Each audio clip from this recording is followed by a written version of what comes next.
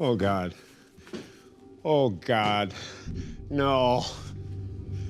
No. Oh. I.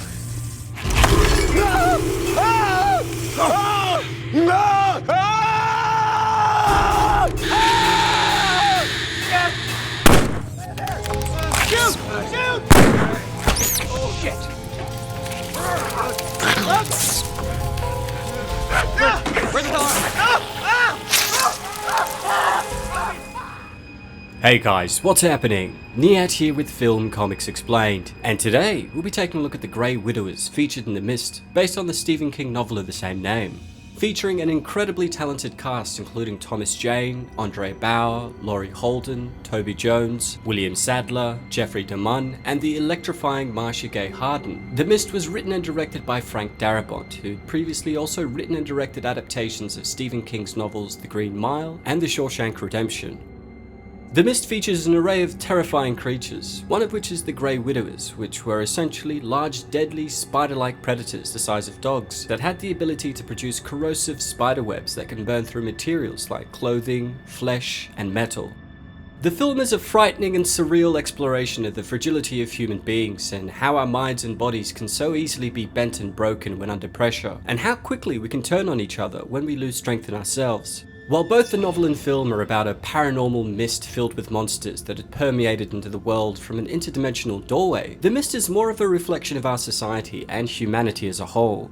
In the novel, the Grey Widowers are described as black spider-like creatures with yellow piping that featured 12 multiple jointed legs and pomegranate-like red eyes. It's also mentioned that they could fire strands of corrosive webbing as projectiles from the oval-shaped orifice on the upper portion of their abdomen. If that wasn't terrifying enough, the creatures could also use vibrations in their bodies and control directional airflows to produce a cacophony of low mewling noises. One of the spiders had come out of the mist from behind us. It was the size of a big dog. It was black with yellow piping, racing stripes, I thought crazily. Its eyes were reddish purple like pomegranates. It strutted busily towards us on what might have been as many as 12 or 14 many-jointed legs. It was no ordinary earthly spider blown up to horror movie size. It was something totally different. Perhaps not really a spider at all. In the film, the creatures are greyish black with 8 spiny legs, long thin spines, a wasp-like abdomen, 4 eyes, a spiny insect-like thorax, and a skull-like head. Much like their novel counterparts, they also produce vocal sounds ranging from low vibrational growls to high piercing shrieks. According to the creative team involved in their design and the construction of the animatronic monsters, one addition made to the Grey Widowers in the film is that, while they had eyes, their vision was actually quite poor, and they would instead use their powerful olfactory nerves to smell out and find their prey. Like in the novel, they can produce corrosive web strands and fire them as projectiles, but as parasitoid organisms, they can also lay eggs in living hosts. These eggs will appear as hundreds of bulging boils on the host's skin, which each burst open after about a day to release the new hatchlings. The hatchlings, dubbed Grey Widowlets, are similar in design to the adults, except they are more brownish in colour and are about the size of terrestrial spiders. Once they hatch from their eggs, the widowlets would begin to eat their way out of the host's skin, killing them in the process in a gruesome display.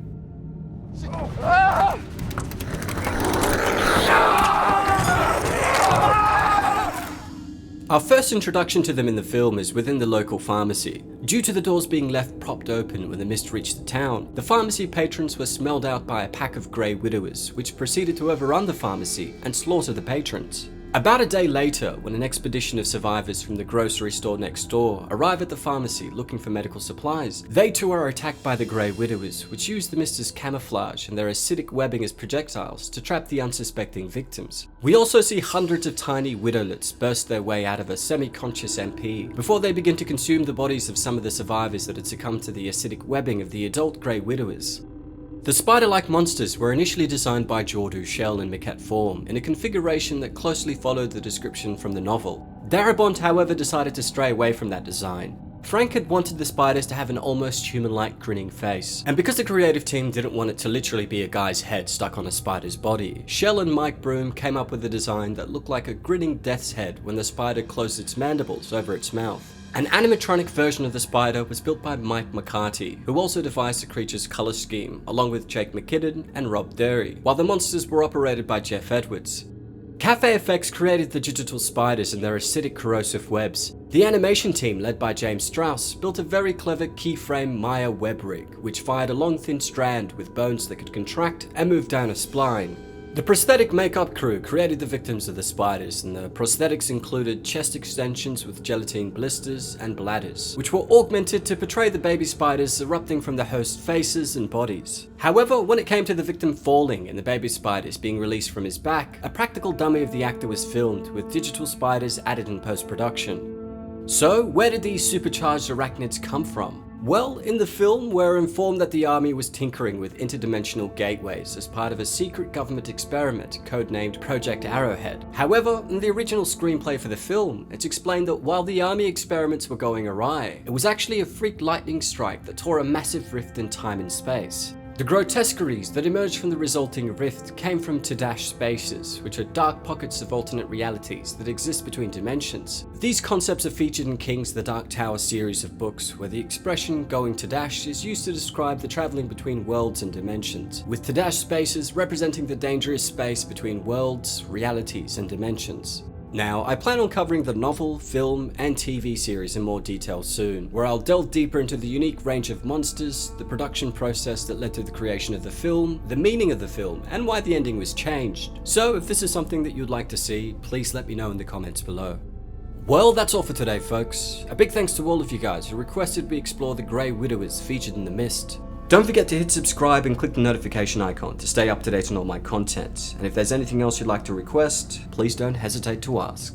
As always, it's been a pleasure. Niyat here with Film and Comics Explained. Thanks for stopping by. God, I can feel him. I can feel him.